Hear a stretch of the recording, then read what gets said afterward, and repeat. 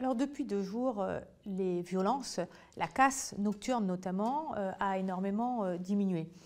Et je crois que tout le monde doit pouvoir s'en réjouir. Ça n'empêche qu'effectivement, il faut encore entendre, et bien sûr je le fais, les revendications des Gilets jaunes. Mais il faut que La Réunion retrouve un rythme normal. La place des enfants, elle est à l'école. Et moi je me félicite qu'aujourd'hui, il y ait une réouverture des établissements et que les enfants pourront reprendre le chemin de l'école dès demain.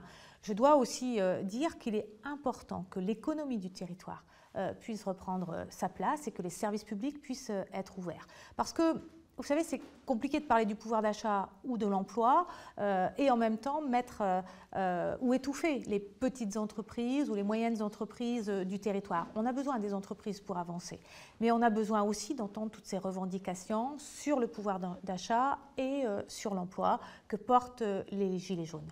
Je me rendrai donc à La Réunion, je partirai mardi soir de Paris, j'y serai mercredi, j'ai une date d'aller, mais je n'ai pas de date de retour, je prendrai le temps qu'il faut pour entendre tout le monde. D'abord, bien sûr, les Gilets jaunes, là où ils se trouvent. Entendre les Gilets jaunes, justement, vous irez à la rencontre des Gilets jaunes sur les barrages. Vous savez qu'ils souhaitent vous rencontrer, qu'ils ne reconnaissent plus le préfet, disent-ils, comme leur interlocuteur principal.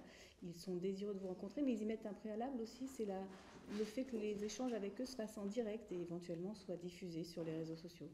Alors d'abord, le préfet a déjà pris des contacts avec un certain nombre de Gilets jaunes qui sont venus ou des revendications lui ont été portées. Je me rendrai sur l'ensemble du territoire, dans les sous-préfectures, sur les barrages. Je suis là pour écouter les Gilets jaunes et la population réunionnaise et c'est ce que je vais faire. Et je prendrai le temps de le faire. Et je crois que chacun sait que je suis une femme de terrain et donc j'irai à la rencontre des Gilets jaunes et je sais que certains se préparent à nommer des porte-paroles, mais qu'ils ne s'inquiètent pas, je discuterai avec tout le monde. Et là où il faudra que je sois, et je ferai le tour. Ensuite, je voudrais quand même dire qu'il est important pour que le territoire reprenne une vie normale, que les barrages soient levés. Que chacun s'exprime, c'est normal. Qu'on se prépare à ma venue et qu'on prépare les revendications. Qu'il y ait encore effectivement des moments où les Gilets jaunes sont dans la rue, mais sans blocage. Ou alors l'économie du territoire va encore plus souffrir.